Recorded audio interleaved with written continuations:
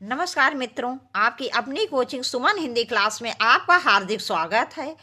आज मैं Bihar state TGT के लिए हिंदी के 25 अति महत्वपूर्ण प्रश्न लेकर उपस्थित हूँ। तो देखते हैं इन महत्वपूर्ण प्रश्नों को। प्रश्न 1, प्रकाशन वर्ष की दृष्टि से मोहन राकेश की कहानी संग्रह का सही अनुक्रम क्या है? प्रकाशन वर्ष की दृष्टि से मोहन राकेश की कहानी संग्रह का सही अनुक्रम क्या है? 1, इंसान के खंडहर, नए बादल, जानवर और जानवर। 2, नए बादल, इंसान के खंडहर, जानवर और जानवर। 3, जानवर और जानवर, इंसान के खंडहर, नए बादल। 4, नए बादल, जानवर और जानवर, इंसान के खंडहर। इसका विकल्प 1 सही है। इंसान के खंडहर, नए बादल, जानवर और जानवर। प्रकाशन वर्ष की दृष्टि से मोहन राकेश के कहानी संग्रहों का सही क्रम इस प्रकार है। मैं और कहानी क्रम भी आपको बता देती हूँ। ये इंसान के खंडहर, इसका प्रकाशन वर्ष था 1950 ईस्वी। क्या था? 1950 ईस्वी। नए बादल, इसका प्रकाशन क्रम था 1957 ईस्वी। जानवर और जानवर, इसका प्रकाशन हुआ है 1958 ईस्वी। एक और जिंदगी, इनकी महत्वपूर्ण कहानी संग्रह है जिसका प्रकाशन हुआ है 1961 में। फौलाद का आकाश, इसका प्रकाशन हुआ है 1966 में। देखेंगे अगला प्रश्न। निम्न में प्रश्न 2, निम्न में स्पर्श संघर्षी वर्ण कौन है? स्पर्श संघर्षी पूछा है इसमें। देखिए, अगर संघर्षी वर्ण या व्यंजन क्या होते हैं? ये होते हैं संघर्षी या ऊष्म संघर्षी होते हैं, श, श, स, हा। और इसमें क्या पूछा है प्रश्न में? निम्न में स्पर्श संघर्षी। तो स्पर्श संघर्षी वर्ण कौन से हैं? 1 च, 2 छ, 3 ज, 4 इनमें से सभी। इसका विकल्प 4 सही होगा, इनमें से सभी। जो तालब वर्ण होते हैं, स्पर्श व्यंजन के तालब वर्ण च, छ, ज, झ, इनका उच्चारण स्थान होता है स्पर्श संघर्षी। और ऊष्म संघर्षी या संघर्षी केवल पूछा जाए तो आपका उत्तर होगा श, श, स, हा। देखेंगे अगला प्रश्न। प्रश्न 3, अनुतान है। एक बोलते समय किसी अक्षर या शब्द पर बोलते समय किसी अक्षर या शब्द पर लगा बल। 2, उच्चरित ध्वनि की स्वर लहरियों में उतार चढ़ाव। 3, शब्दों और वाक्यों के उच्चारण क्रम में अल्पकालिक मौन या विराम की अवस्था। 4 इनमें से कोई नहीं। इसका विकल्प 2 सही है। उच्चरित ध्वनि की स्वर लहरियों में उतार चढ़ाव, इसका दूसरा नाम स्वर लहर है। इसको स्वर लहर भी कहते हैं। स्वर लहर या सुर लहर, स्वर लहर या सुर लहर भी इसको कहते हैं। और इसके 2 भेद होते हैं, शब्द सुर लहर और वाक्य सुर लहर। जैसे किसी शब्द में कभी हम कोई जैसे बोलते हैं, कभी धीरे कभी तेज, या किसी वाक्य को जब बोलते हैं तो वहाँ कहीं थोड़ा धीरे होते हैं, कहीं तेज होते हैं। इसी को अनुतान या स्वर लहर या सुर लहर का नाम दिया जाता है। देखेंगे अगला प्रश्न। प्रश्न 4, बच्चों में भाषा सीखने की क्षमता होती है। बच्चों में भाषा सीखने की क्षमता होती है। 1, पैदा की जाती है। 2, अनुकरणीय होती है। 3, जन्मजात होती है। 4, कमजोर होती है। इसका विकल्प 3 सही है, जन्मजात होती है। बच्चों में भाषा सीखने की क्षमता जन्मजात होती है। ये आधुनिक भाषा विज्ञान के जनक चॉम्स्की के अनुसार बच्चों में भाषा सीखने की क्षमता जन्मजात होती है, जो भाषा अधिग्रहण में के आधार के रूप में कार्य करती है। देखिए मित्रों, ये तो सभी लोग जानते हैं। जैसे कोई छोटा बच्चा होता है तो वो जब जन्म लेता है तो धीरे धीरे जैसे वो उसके माता पिता, सबसे पहले विशेषकर माता के शब्दों का, भाषा को वो अनुकरण करता है धीरे धीरे। तो सबसे पहले तो इसका अर्थ क्या है? जन्मजात होती है, प्रवृत्ति जन्मजात होती है। जिस प्रकार से जैसा वातावरण उसको मिलता है, जिस प्रकार की भाषा का, वही वो सबसे पहले सीखता है। जैसे हिंदी, जिसकी मातृभाषा वो हिंदी सीखेगा, जिसकी अंग्रेजी वो अंग्रेजी सीखेगा, जिसकी पंजाबी है वो पंजाबी सीखेगा। तो इस प्रकार से भाषा सीखने की जो क्षमता है वो जन्मजात होती है, और वातावरण के अनुसार बच्चा उसी प्रकार से भाषा सीखता है। देखेंगे अगला प्रश्न। प्रश्न 5, पो प्लस अन बराबर पवन है। पो प्लस अन बराबर पवन है। 1 दीर्घ संधि, 2 गुण संधि, 3 यड़ संधि, 4 अयादि संधि। इसका विकल्प 4 सही है, अयादि संधि। इसका विकल्प 4 सही है, अयादि संधि। अयादि संधि वहाँ होती जहाँ ए, ऐ, ओ, औ के बाद कोई भिन्न स्वर आए। तो ए का क्या हो जाता है? ऐ। ऐ का क्या हो जाता है? आय। ओ का हो जाता है औ, और औ का हो जाता है आओ। देखेंगे अगला प्रश्न। प्रश्न 6, ऐसे शब्द जो अपने सामान्य साधारण अर्थ को छोड़कर विशेष अर्थ ग्रहण करते हैं वह कहलाते हैं। 1 रूढ़ शब्द, 2 यौगिक शब्द, 3 योग रूढ़ शब्द, 4 सार्थक शब्द। इसका विकल्प 3 सही है, योग रूढ़ शब्द। ऐसे शब्द जो सामान्य साधारण अर्थ को छोड़कर विशेष अर्थ ग्रहण करते हैं।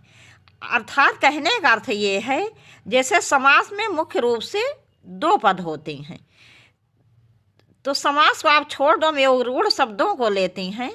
जैसे कि 2 शब्द जो होते हैं, जैसे कि हिमालय, तो हिम प्लस आलय, इसका दोनों पदों का अर्थ तो निकल रहा है लेकिन कोई विशेष अर्थ नहीं निकल रहा है। तो ये क्या हो जाएगी? यौगिक। जहाँ दोनों पदों का अर्थ निकलेगा लेकिन कोई विशेष अर्थ नहीं निकलेगा, उसे हम क्या कहेंगे? यौगिक। जैसे रूढ़ शब्द क्या होगा? रूढ़ शब्द वही होते हैं जिन शब्दों को तोड़ने पर, जिनको अलग करने पर कोई भी सार्थक अर्थ नहीं निकलता है। जैसे पर शब्द हो गया तो पा प्लस रा, न पा का अर्थ निकल रहा ना रा का। जैसे कान, का प्लस ना, तो न का अर्थ निकल रहा ना का। तो ऐसे शब्दों को रूढ़ शब्द कहते हैं। और योग रूढ़ शब्द में दोनों पदों का अर्थ ना निकल कर एक तीसरा अर्थ निकलता है। जैसे कि गजानन, गज प्लस आनन, गज या हाथी के समान, आनन मुख है जिसका, अर्थात भगवान गणेश। तो योग रूढ़ शब्द वे होते हैं जहाँ दोनों पदों का सामान्य अर्थ न निकलकर एक तीसरा अर्थ निकलता है, एक विशेष अर्थ निकलता है, वही मुख्य होता है, प्रधान होता है। और जो योग रूढ़ शब्द होता है वही बहुब्रीहि समास भी होता है। बस आप ये समझ लो, बहुब्रीहि समास और योग रूढ़ शब्द एक ही होते हैं, इनमें दोनों में कोई भी अंतर नहीं होता है। देखेंगे अगला प्रश्न। प्रश्न 7, बेगम शब्द है। बेगम शब्द है 1 तुर्की, 2 अरबी, 3 फारसी, 4 इनमें से कोई नहीं। इसका विकल्प 1 सही है, तुर्की। कुछ अन्य महत्वपूर्ण तुर्की शब्द इस प्रकार हैं, जैसे उर्दू, जो उर्दू भाषा होती है तो उर्दू शब्द भी तुर्की है। इसके अतिरिक्त कालीन, कैची, कुली, कुर्की, चेचक, चमचा, तोप, तलाश, मुगल, लाश, लफंगा, सुराग, इस प्रकार के ये मुख्य तुर्की शब्द के अंतर्गत आते हैं। मतलब ऐसा नहीं और शब्द नहीं, और भी शब्द हैं तुर्की के, लेकिन कुछ महत्वपूर्ण शब्द मैंने तुर्की के आपको बता दिए। देखेंगे अगला प्रश्न। प्रश्न 8, इनमें से कौन सा शब्द भेद विकारी नहीं है? विकारी नहीं है पूछा गया है। 1 संज्ञा, 2 सर्वनाम, 3 विशेषण, 4 क्रिया विशेषण। इसका विकल्प 4 सही है, क्रिया विशेषण। देखिए, प्रयोग के आधार पर शब्द के दो भेद हैं, विकारी शब्द और अविकारी शब्द। विकारी शब्द वह होते हैं लिंग, वचन, काल, कारक आदि के आधार पर जिनका रूप परिवर्तित हो जाता है, बदल जाता है। इसके चार भेद हैं, संज्ञा, सर्वनाम, विशेषण, क्रिया। और दूसरा क्या है, अविकारी या अव्यय शब्द, जो लिंग, वचन, काल, कारक आदि के आधार पर किसी भी रूप में जिनका शब्द रूप परिवर्तित नहीं होता, नहीं बदलता, वह अविकारी या अव्यय शब्द कहलाते हैं। तो क्रिया विशेषण अविकारी या अव्यय शब्द है। अविकारी या अव्यय शब्द के चार भेद होते हैं, क्रिया विशेषण, संबंध बोधक, समुच्चय बोधक और विस्मयादि बोधक। तो क्रिया विशेषण क्या है, ये अविकारी या अव्यय शब्द का एक भेद है। देखेंगे अगला प्रश्न। प्रश्न 9, देश में आज कई गाधी मिल जाएंगे। वाक्य में गाधी शब्द है, एक व्यक्तिवाचक संज्ञा, दो जातिवाचक संज्ञा, तीन भाववाचक संज्ञा, चार इनमें से कोई नहीं। इसका विकल्प दो सही है, जातिवाचक संज्ञा। इस प्रश्न के भाव को समझिए। अगर केवल गांधी जी होता तो वो व्यक्तिवाचक संज्ञा होती, क्योंकि गांधी जी तो एक ही हुई हैं। लेकिन प्रश्न क्या पूछा जा रहा है, देश में आज भी कई गांधी मिल जाए। कई गांधी का क्या है, मतलब गांधी जी की विचारधारा के लोग बहुत से मिल जाएंगे, तो इसलिए यहाँ पर जातिवाचक संज्ञा है। देखेंगे अगला प्रश्न। प्रश्न 10, अनुग्राहक शब्द का स्त्रीलिंग होगा। एक अनुग्राहिणी, दो अनुग्रहिणी, तीन अनुग्राहिका, चार अनुग्रहिता। इसका विकल्प 3 सही, अनुग्राहिका। इसका विकल्प 3 सही, अनुग्राहिका। देखेंगे अगला प्रश्न। प्रश्न 11, पेड़ से पत्ते गिर रहे हैं। वाक्य में से होगा, एक कर्म कारक, दो करण कारक, तीन संप्रदान कारक, चार अपादान कारक। इसका विकल्प 4 सही है, अपादान कारक। देखो मित्रों, ये से कारक चिन्ह जो है ये दो कारक में आता है, एक करण कारक में और एक अपादान कारक में। करण कारक में से चिन्ह जो आता है उसका अर्थ होता है जुड़ने का भाव। जिस साधन के माध्यम से कार्य होता है और से चिन्ह आता है वहाँ करण कारक होता है, और जहाँ अलग होने का भाव होता है, कोई व्यक्ति, वस्तु, प्राणी जहाँ किसी से एक दूसरे से अलग होते हैं और से कारक चिन्ह आता है, वहाँ अपादान कारक होता है। जैसे पेड़ से पत्ते गिर रहे हैं, पेड़ से पत्ते गिर रहे हैं तो क्या हो रहा है, पेड़ से पत्ते अलग हो रहे हैं जब, और इसलिए यहाँ पर अपादान कारक है, क्योंकि जहाँ पर किसी व्यक्ति वस्तु प्राणी का किसी दूसरे व्यक्ति वस्तु प्राणी से अलग होने का भाव होता है और से चिन्ह आता है, वहाँ अपादान कारक होता है। देखेंगे अगला प्रश्न। प्रश्न 12, तर्पण शब्द के विशेषण हैं। एक तर्पणी, दो तर्पित, तीन तर्पी, चार उपरोक्त सभी। इसका विकल्प 4 सही है, उपरोक्त सभी। देखेंगे अगला प्रश्न। प्रश्न 13, भाववाच्य के लिए कौन सा विकल्प असत्य है। इसमें मित्रों असत्य पूछा है। एक, भाववाच्य में कर्म नहीं होता, दो, भाववाच्य में अकर्मक क्रिया होती है, तीन, भाव के अनुसार क्रिया होती है, चार, इनमें से कोई नहीं। इसका विकल्प 4 सही है, इनमें से कोई नहीं। देखो पहला विकल्प भी बिल्कुल सही है, भाववाच्य में कर्म नहीं होता। भाववाच्य में कभी कर्म नहीं होगा, कभी सकर्मक क्रिया नहीं होती। भाववाच्य में हमेशा कौन सी क्रिया होगी, अकर्मक। इस बात को हमेशा ध्यान रखिएगा कि भाववाच्य में सदैव अकर्मक क्रिया का प्रयोग होता है। दूसरा, भाववाच्य में अकर्मक क्रिया होती, बिल्कुल सही है, अकर्मक क्रिया होती, सकर्मक कभी नहीं होती। तीन, भाव के अनुसार क्रिया होती है।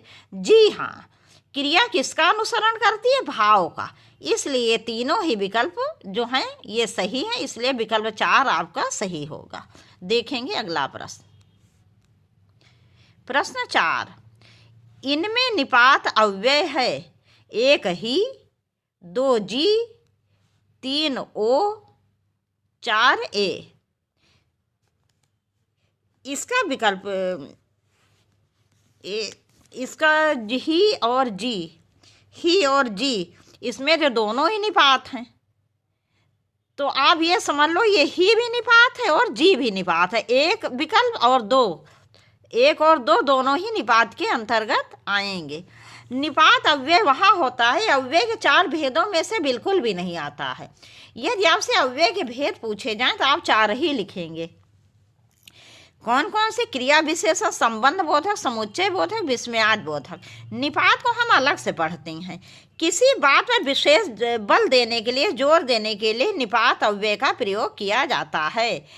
जैसे कि मान लीजिए कि कई लोग हैं घर में, तो किसी बच्चे का नाम राम है, तो उसमें राम ही घर में पढ़ता है, घर में राम ही पढ़ता है, घर में राम ही पढ़ता है। मतलब किसी इस बात पर विशेष जोर दिया जा रहा है कि क्यों राम ही पढ़ता है और कोई नहीं पढ़ता है। तो जहाँ पर भी किसी बात पर विशेष जोर दिया जाता है वहाँ निपात अव्यय होता है। देखेंगे अगला प्रश्न। प्रश्न 15। अभि उपसर्ग से बना है 1 अभिमान, 2 अभ्यागत, 3 अभ्युदय, 4 उपरोक्त सभी। इसका विकल्प 4 सही है, उपरोक्त सभी। इसका विकल्प 4 सही, उपरोक्त सभी। देखो ये जो है यहाँ पर पहले में मान मूल शब्द है, अभी उपसर्ग लग गया तो शब्द बना अभिमान। आगत मूल शब्द है दूसरे विकल्प में, और यहाँ अभी उपसर्ग लग गया तो हो गया अभ्यागत। और यहाँ पर उदय मूल शब्द है, अभी उपसर्ग लग गया तो हो गया अभ्युदय। तो यहाँ पर जो है ये तीनों में अभी उपसर्ग लगा है। और ये जो दूसरा विकल्प है, तीसरा विकल्प है, इसमें यड़ स्वर संधि भी है। देखेंगे अगला प्रश्न। प्रश्न 16। स्मरणी में क्रमशः धातु और प्रत्यय है। 1 स्मरण अनि, 2 स्मृ अनि, 3 स्मरण अनि, 4 इनमें से कोई नहीं। इसका विकल्प 2 सही है। इसका विकल्प 2 सही, स्मृ और अनि। देखेंगे अगला प्रश्न। प्रश्न 17। बेरहम है 1 तत्पुरुष समास, 2 द्विगु समास। यहाँ द्विगु होगा, गावे ओ की मात्रा रहेगी, छोटे ओ की। द्विगु समास, तीसरा अव्ययी भाव, चौथा द्वंद्व समास। द्वंद्व समास, इसका विकल्प 3 सही है, अव्ययी भाव समास। यहाँ रहम मूल शब्द है और बे उपसर्ग लग गया तो शब्द बना बेरहम। जहाँ देखो ये तो आप लोगों को पता होगा कि समास में मुख्य रूप से 2 पद होते हैं। तो अव्ययी भाव समास जो होता है इसमें प्रथम पद क्या होता है? अव्यय होता है, अव्यय या उपसर्ग होता है। तो जहाँ और वही प्रधान होता है। तो जहाँ पर भी आप पहला पद उपसर्ग देख लो या अव्यय देख लो, वहाँ बिना कुछ सोचे विचारे अव्ययी भाव समास लगा दो। देखेंगे अगला प्रश्न। प्रश्न 18। ये शब्द युग्म का प्रश्न है। बल माने ताकत। जैसे शब्द युग्म या श्रुति सम भिन्नार्थक शब्द वह होते हैं जो सुनने या पढ़ने में एक जैसे लगते हैं लेकिन उनके अर्थ आपस में बिल्कुल अलग होते हैं। ठीक है, तो बल वल, जैसे बल वैसे वल लग रहा है। तो बल का अर्थ क्या होता है? ताकत। और वल का अर्थ क्या होगा? 1 छाल, 2 वैर, 3 मेघ, 4 वस्त्र। इसका विकल्प 3 सही है, मेघ। देखो बल का अर्थ होता है ताकत और वल का क्या अर्थ होता है? मेघ। मेघ किसे कहते हैं? बादल को। देखेंगे अगला प्रश्न। प्रश्न 19। प्रश्न 19। बच्चे सामाजिक अंतःक्रिया से भाषा सीखते हैं। ये कथन किसका है? ये आपको बताना है। 1 वाइगो तस्की, 2 जीन पियाजे, 3 स्किनर, 4 चोमस्की। इसका विकल्प 1 सही है, वाइगो तस्की। वाइगोत्स्की के अनुसार बच्चे सामाजिक अंतःक्रिया से भाषा सीखते हैं। देखेंगे अगला प्रश्न। प्रश्न 20, रोटियां तोड़ना मुहावरे का अर्थ है। 1, बिना मेहनत किए पड़े पड़े खाना। क्या है एक विकल्प? बिना मेहनत किए पड़े पड़े खाना। 2, दाने दाने का तरसना। 3, बेकार की बातें करना। 4, मेहनत करना। इसका विकल्प 1 सही है, बिना मेहनत किए पड़े पड़े खाना। ये तो आप लोगों ने सुना भी होगा अपने अगल बगल है कहीं ना कहीं। जैसे कोई व्यक्ति कुछ करता धरता नहीं, आलसी टाइप का होता है, तो उसके लिए लोग कहते हैं ना कुछ करता है ना धरता है, और पड़े पड़े दिन भर रोटियां तोड़ता रहता है। देखेंगे अगला प्रश्न। प्रश्न 21, प्रिय बोलने वाली स्त्री को कहते हैं। 1, मृदुभाषी। 2, मितभाषी। 3, प्रियभाषी। 4, प्रियम वदा। इसका विकल्प 4 सही है, प्रियम वदा। देखेंगे अगला प्रश्न।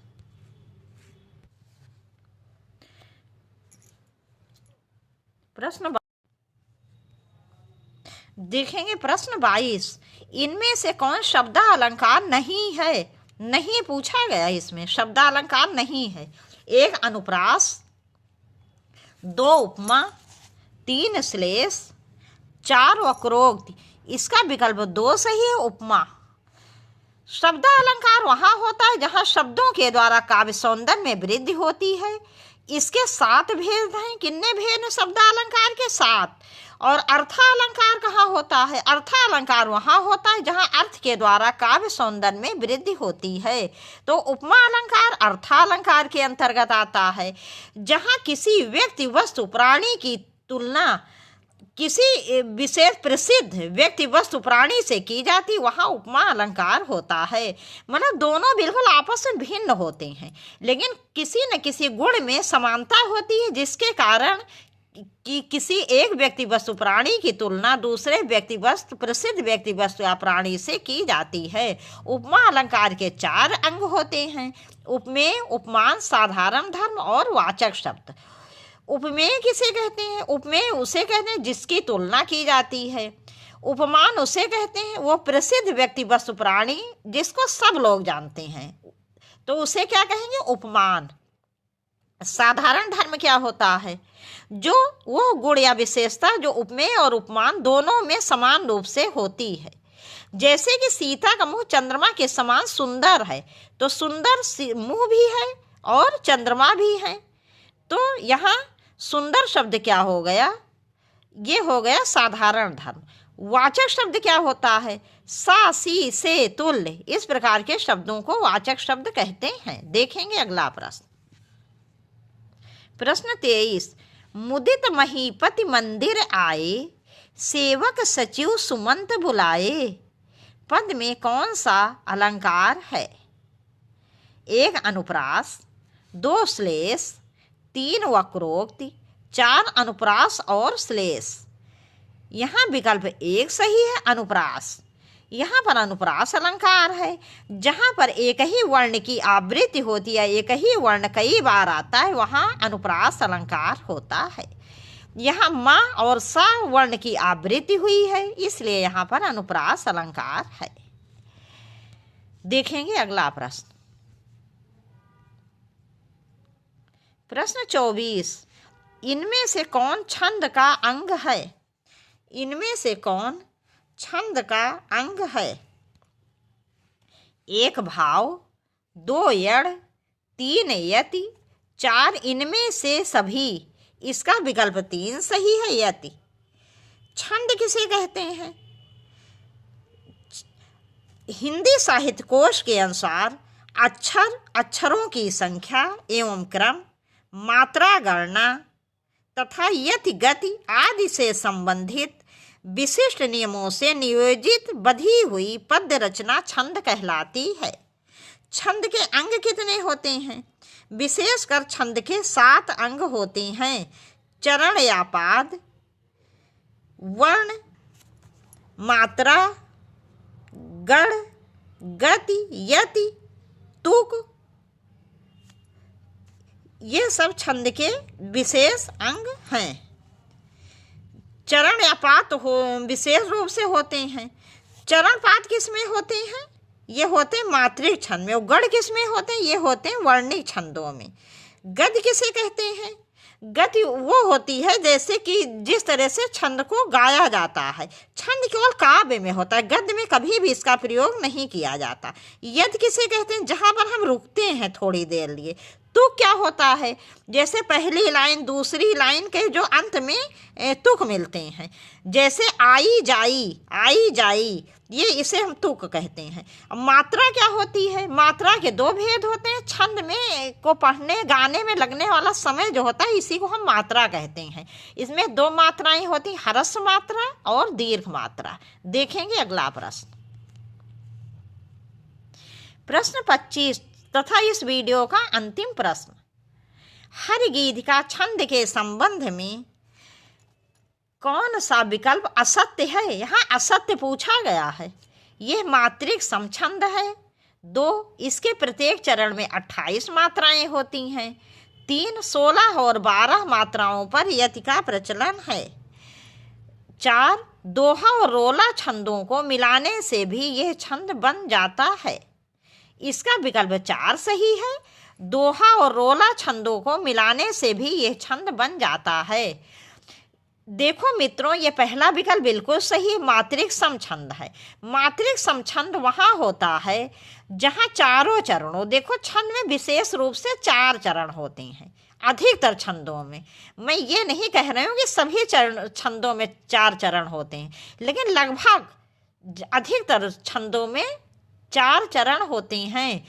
तो सब मात्रिक छंद उसे कहते हैं जिसके चारों चरणों में मात्राओं की संख्या समान होती है। तो हर गीत का सब मात्रिक छंद है।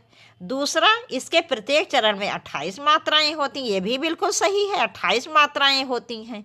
ये मात्राएं पर चंद बिंदु रहेगी। तीसरा, 16 और 12 मात्राओं पर यति का प्रचलन, ये भी शुद्ध है। ये चौथा विकल्प असत्य है, गलत है, इसलिए यही आपका उत्तर होगा। दोहा और रोला छंद को मिलाने से कुंडलियां छंद बनता है, जिसमें ऊपर के 2 चरण दोहा और नीचे के 4 चरण रोला के होते हैं। और इन दोनों को जब हम मिला देते हैं कुंडलियां छंद बनता है। कुंडलियां अर्ध सब मात्रिक छंद होता है। अब यहीं पर ये वीडियो समाप्त कर रहे हैं। मुझे पूरा विश्वास है सभी प्रश्न आपको बहुत अच्छी तरह समझ में आएंगे। यदि कहीं पर किसी प्रश्न में कोई कमी आपको लगे, कोई कमी है, तो आप कमेंट्स कीजिए। यदि वीडियो को अच्छा लगा हो तब भी कमेंट्स कीजिए। यदि आपने चैनल को अब तक सब्सक्राइब ना किया हो तो प्लीज़ सब्सक्राइब कर दीजिए। हाँ, यदि सब्सक्राइब कर दिया हो तो दोबारा सब्सक्राइब मत कीजिएगा, नहीं तो अनसब्सक्राइब हो जाएगा।